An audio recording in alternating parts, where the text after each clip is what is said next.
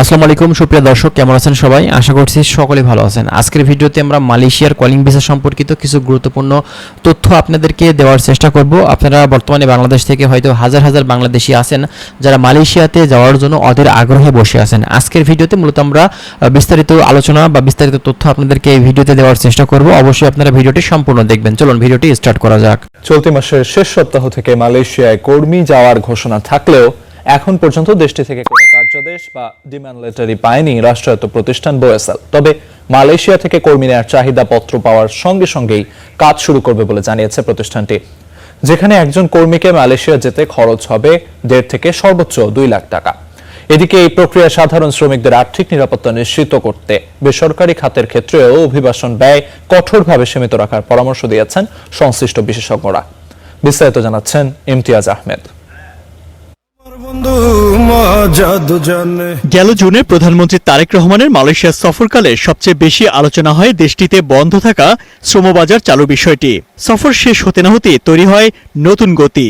মাত্র 2 মাসের মাথায় আগস্টের শেষ সপ্তাহ থেকেই প্রথম ব্যাচের কর্মীদের মালয়েশিয়া পাঠানোর ঘোষণা দেয় সরকার।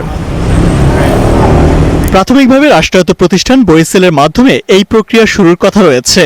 তবে সরকারের পক্ষ থেকে ইতিবাচক বার্তা এলেও মাঠ পর্যায়ে এখনও দৃশ্যমান কোনো কাজ শুরু করতে পারেনি সরকারি এই রিক্রুটিং এজেন্সি। বোয়েসেলের অফিসিয়াল ওয়েবসাইটও নেই মালয়েশিয়ায় নিয়োগের কোনো বিজ্ঞপ্তি।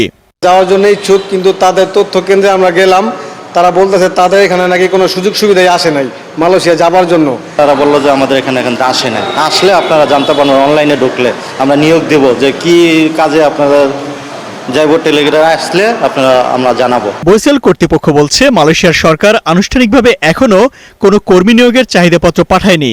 তবে কার্যাদেশ পাওয়ার সাথে সাথে খুব দ্রুত বাকি প্রক্রিয়া শেষ করার কথা জানিয়েছে তারা।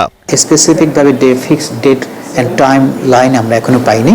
আমরা যখন মালয়েশিয়া থেকে কার্যাদেশটা পাওয়ার সাথে সাথে অ্যাজ সুন অ্যাজ পসিবল আমরা এই কাজগুলো শুরু করতে পারবো।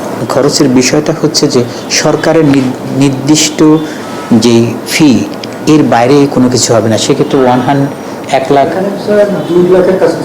2 লাখের কাছাকাছি 1,50,000 থেকে 2 লাখের মধ্যে এটা হয়ে যাবে। এদিকে প্রবাসীদের বড় এই বাজারটিতে কর্মী পাঠানোর ক্ষেত্রে অতীতের ভুলগুলো শুধরে নিয়ে সরকারকে আরো বেশি সতর্ক থাকার তাগিদ বিশেষজ্ঞদের। বিশেষ করে অভিবাসন ব্যয় কমিয়ে সাধারণ শ্রমিকের স্বস্তি দেওয়ার দিকে জোর দিচ্ছেন তারা। এখন আমাদের দেখবার বিষয় হবে সেটা হলো যে শ্রমিকরা কম পয়সায় যেতে পারছে কিনা। প্রতিযোগী দেশগুলো থেকে যেভাবে যাচ্ছে আমাদের এখান থেকে বেশি যায়। রাজনৈতিক সদিচ্ছা প্রয়োজন সর্বাগ্রে। বাংলাদেশের শ্রমিকদের বিশ্ব শ্রমবাজারে কদর আছে। আমরা যদি এটাকে সঠিকভাবে লালন করতে পারি, এবং লালন করবার জন্য আমি আবারও বলবো, আমি অতীতে বহুবার বলেছি, রাজনৈতিক সদিচ্ছা থাকবে যাতে কোনো রকমের রাজনৈতিক চাঁদাবাজি এই শ্রমবাজারকে নিয়ে না হয়। বিশেষজ্ঞদের মতে 1.5 থেকে 2 লাখ টাকার মধ্যে অভিবাসন ব্যয় সীমিত রাখার পাশাপাশি স্বচ্ছতা নিশ্চিত করা না গেলে কাঙ্ক্ষিত সুফল পাবে না প্রবাসী আয় খাত। তো আপনারা কিন্তু ভিডিও থেকে সম্পূর্ণ ব্যাপারগুলো বুঝতে পারছেন। মালয়েশিয়ার কলিং ভিসার বর্তমানে এখন আপডেট পরিস্থিতি কি আছে। আরও বিস্তারিত তথ্য আপনারা যদি মালয়েশিয়া সম্পর্কে জানতে চান সেক্ষেত্রে অবশ্যই আপনারা আমাদের চ্যানেলের সঙ্গেই থাকবেন। আমরা চেষ্টা করছি প্রতিনিয়ত মালয়েশিয়ার বিভিন্ন ধরনের গুরুত্বপূর্ণ যে নিউজগুলো আছে সেগুলো আপনাদের মাঝে প্রোভাইড করার। ভালো থাকবেন, আল্লাহ হাফেজ।